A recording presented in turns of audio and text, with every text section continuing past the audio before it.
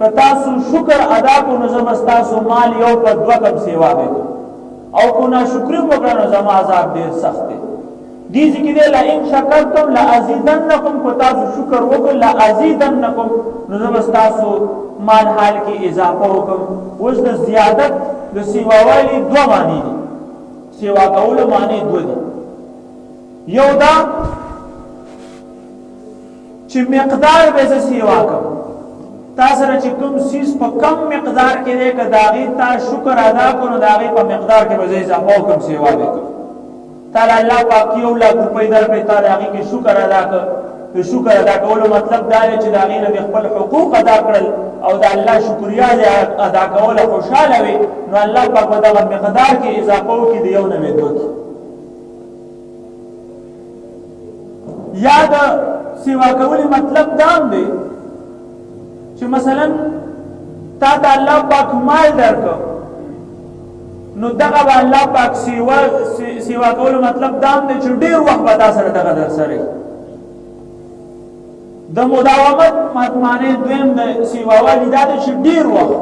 مال تا سره یو میاشت دوه میاشتې هم کېدی شو، تا سره به الله پاک دوه درې څلور پنځه یعنې ډېر عمر به دپاره به دغه مال تا سره پروت وي، ته به ترې فایده حاصلې.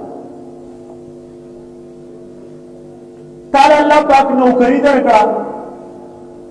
ته پس نوکرۍ باندې ولګېدې، نور داسې جاب مناسب تا ته الله پاک درکړو، تا په هغې کې د الله شکر ادا کړ. نو د سیوا کولو معنی دلته دوه داسې راځي چې یا خو به تا که تا شکر ادا کړه په دقې باندې الله پاک به تا نه د دې نه ښه جاب در کېږي، په غټه عهده باندې به در درکړي او په غټه عهده باندې به دې کېږي. او د دویمه معنی دا دی د سیوا والي چې الله پاک به دقه عهده کې تا ډېر وخته پورې برقرار وساتي او د دغې نه به دې نه لړ کوي. بعض اوقات یو کس ته ښه نوکري میلاو شي او ښه کاروبار ورته میلاو شي، خو د الله شکریا ادا نه کړي، هغه کاروبار او نوکرۍ نه او عهدې نه الله پاک لاندې راوګرځي. د شکر مطلب دا دی چې دغه عهده باندې به تا ډېر وخته پورې کښېنئ، که تا ناشکري کړې وې نو د دغې نه راغورځولی شوې، خو شکر دې ادا کړو الله پاک به دا عهده دغه کاروبار ډېر وخته پورې جاري وساتي. کاروبار به دې یا سیوا کړي یا به دې ډېر وخت په دغې کې برقرار وساتي. دا د شکریا معنی د زیادت معنی ده د سیوا وایي. نو الله پاک سیوا کوي، که څوک ناشکري کوي مخکې وایي چې په شکر باندې خو زه اضافه کوم مال سیوا کوم، خو په ناشکرۍ باندې زما عذاب هم سخت دی. اوس د الله پاک په ناشکرۍ کې د هغه عذاب سخت دی. څه مطلب دا دی چې په دې ناشکرۍ باندې زه ته آخرت کې رانیولی شم، سزا درکولی شم. زما د نعمتونو شکریا پکار ادا کول پکار. او یا مطلب دا دی چې د دنیا کې زه تا نه خپل نعمت واپس اخیستی شم، دا زما عذاب دی سخت. په مصیبت کې دې ګرفتارولی شم، داسې زه کولی شم که ته ناشکري کې نو زما عذاب سخت دی. یعنې دنیا کې دې په عذاب کې مبتلا کولی شم، په مصیبت کې او په لانجو کې، او آخرت کې هم زه تا ته عذاب ساتلی شم، هلته هم دله سزا درکولی شم. نو د شکر ډېر لوی مقام دی. نن ټوله دنیا ناشکرۍ کې مبتلا ده، په دې وجه الله پاک د هغې نه ښه نعمتونه اخلي، او چې کوم عهده کوم کاروبار باندې هغه لګیا وي الله پاک یې د هغې نه راغورځوي. دا ناشکري ده. ګوره یو کس که شکر ادا کړي نو الله پاک د هغه مال به خامخا سیوا کوي. یعنې د الله قاعده او قانون دا دی څنګه چې الله پاک وایي لازیدنکم. خو دا ضروري نه ده که یو کس ناشکري کوي خامخا یې الله پاک په دنیا کې کښېنوي او بربادي کړي. ځکه چې تاسو ډېر خلک دي ناشکره کوي، خو مال حال یې ښه سیوا وي، ورځ ته ورځ سیوا کېږي، خو ته ورته وایې بس مازه نشته دی، پټ په پټه باندې هغه په ډېر اوچت دغه باندې روان. خو کېدای شي الله پاک یې ورځ دا دنیا کې هم راښکته کړي، پړی یې ورسس کړی، دغې ته به یې ویلی شي عذاب، دغې ته ویلی شي امتحان. د الله پاک د امتحان تاسو ته ما دوه طریقې یادې کړې وې چې یو پې غریبي راولي، او چې دغه امتحان کې پیل شي بیا پې الله پاک چې دی مال حال ورته ورکړي او سمې په دې مال کې غیب کړي، او چې د الله نه بالکل غافل شي نو بیا یې راونیسي. نو دام ده. نو دنیا کې الله پاک چې کوم کس شکریا ادا کوي، د الله پاک شکر ادا کوي، هغه چې ورته څه ورکړي دي د شکر ادا کولو مطلب تاسو ته مو ویل دا دی چې د هغې نه د الله پاک حقوق ادا کوي. صدقه وغیرہ او چې څوک دې څه تپوس د هغې باره کې وکړي نو دا پې وایي الحمدلله شکر پیدا کوي نو دا خپل عادت جوړ کړئ که ته په هر حالت کې نو د هغې ښه خبر خلکو ته ورکول پکار دي تا نه کس تپوس وکړي څنګه یې لګه بس یاره دردونه او منګئ بس ښه ورځ مو نه لیده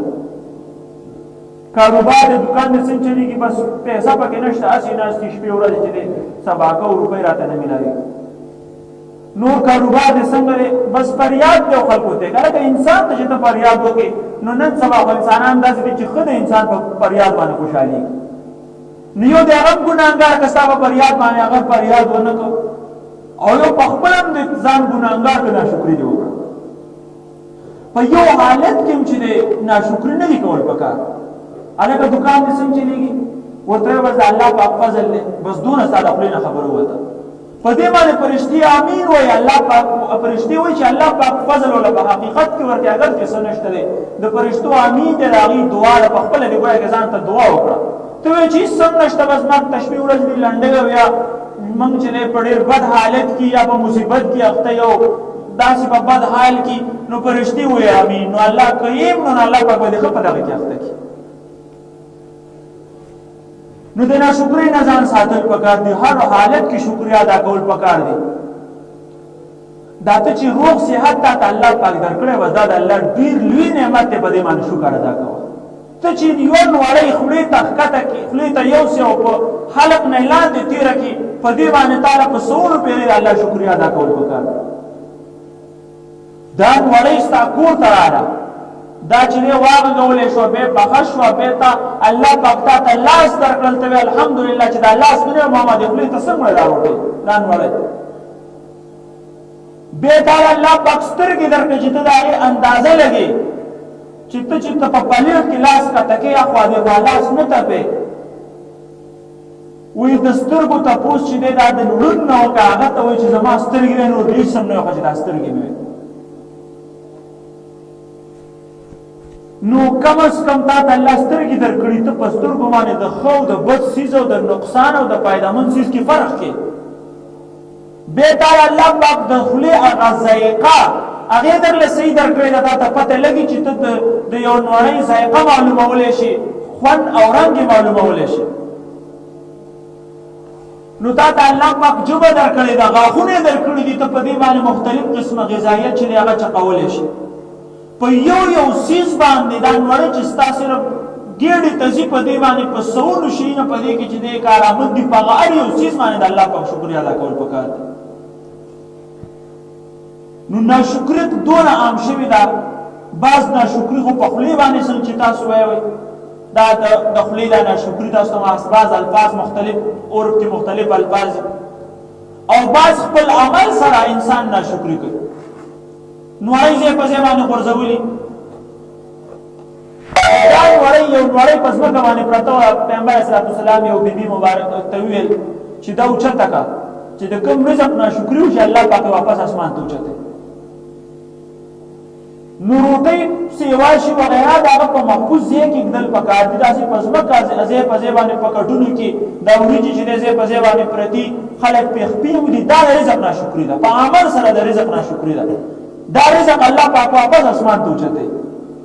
تا باندې الله پاک فراخي کړی ده درکړی دی رزق کوم ځای کې چې د رزق ناشکري کېږي د هغه ځای نه ځان ساتل نن سبا خلک ودونه شادیحالو ته ویسي په شادیحالو کې چې کومه ناشکري کېږي العیاذ بالله بی انتهایی د رزق داسې ناشکري کېږي په هغه ځای کې د هغې نه ځان ساتل پکار دي د رزق چې څومره هم تا نه کېږي د هغې شکر ادا کول هغه کول په عمل سره هم او په خپل ژبې سره هم دا ناشکري نن سبا ډېره زیاته عام ده په ښځو کې خو بیا ډېره زیاته عام ده حضور نبی کریم صلی الله علیه وسلم وویل چې زه لاړم ما د معراج په شپه باندې د جنت او د جهنم سیل وکړو لاړم زیارت مې وکړو جهنم کې مې ښځې ډېرې ولیدې تپوس وکړو صحابو چې ولې هغه وتل دا کفران کفر کوي یعنی ناشکري ډېره زیاته کوي د کفر معنا ناشکري ده وایي دوی ناشکره کوي صحابه تپوس وکړو ایکفرن بالله آیا دا زنانه د الله ناشکري کوي هغه ته لا یکفرن بالعشیر دی د خپل خاوند ناشکری کوي وي ته به ټول عمر چې دی ته ارس راوړي او که یو ورځ چې ته یو سیز مناسب د دې زړه ته ونه لګېدو یو ښه سیز نو دا به وایي چې ما رأیت منک خیرا قط چې ما خو تا نه چې د خیر نه دی لیدلی په دې کور کې په دې کور کې ما چې تا ښه ورځ نه ده لیدلې یو ورځ طعام ګډوډي یا یو ورځ دی ولا چې ته کپړې مپړې اخوا دېخوا یا نور داسې دغه دې وکړو څه څیز دی ولا په ټیم رانه وړو نو بیا به دا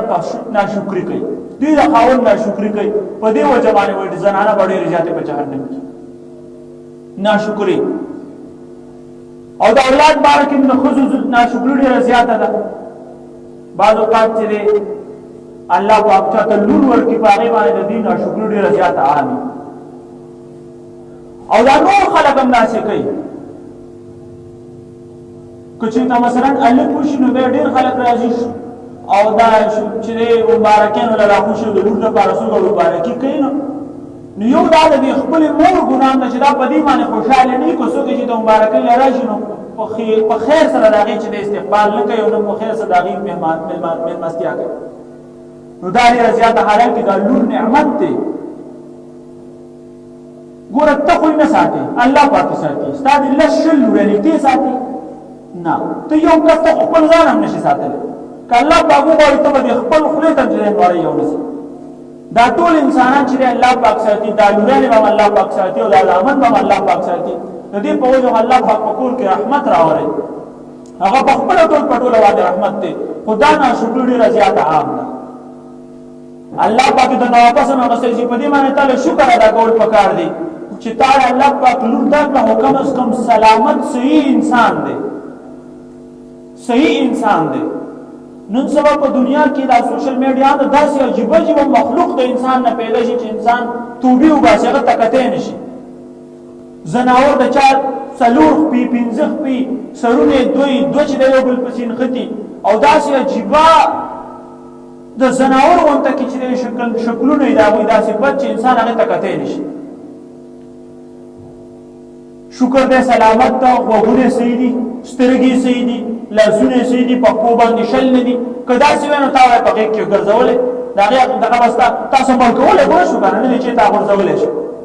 کم از کم چې صحیح اولاد د الله پاک درکړه چې هغه هر څه دي په هغې باندې الله شکر ادا کول پکار نو دا ناشکري نن سبا ډېره زیاته عام شوې ده